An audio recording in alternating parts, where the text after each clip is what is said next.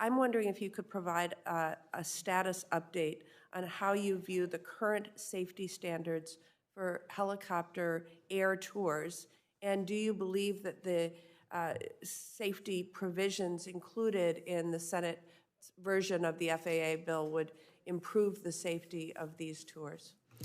Thank you very much for your work on this issue and for Senator Schatz's work on this issue. I think it's critical.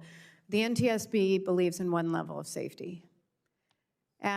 Before I became NTSB chair or before I worked on the Committee on Transportation and Infrastructure, if I showed up with my family to take an air tour, I would not know to ask, what are the qualifications of the crew?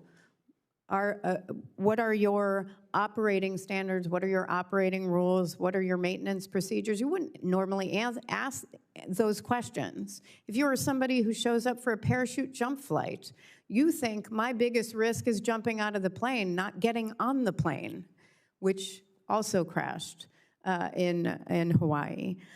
So we believe you're a paying passenger, whether you're on Part 121, Part 135, Part 91, you deserve the same level of safety.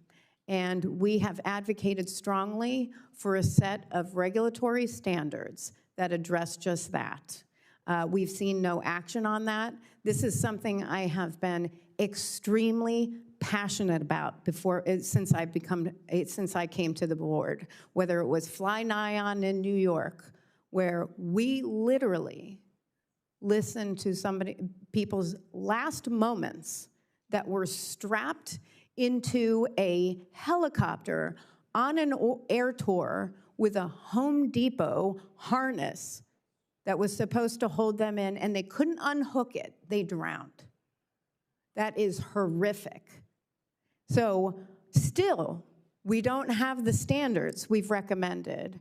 We did an entire report on ensuring safety in revenue passenger operations under Part 91. We looked at incidents or accidents, terrible tragedies in Hawaii, Arizona, I mentioned New York, Connecticut, with a B-17 historic adventure flight that crashed. And each time we continue to say safety needs to improve, and each time we've been ignored.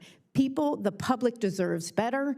FAA should issue standards to ensure their safety.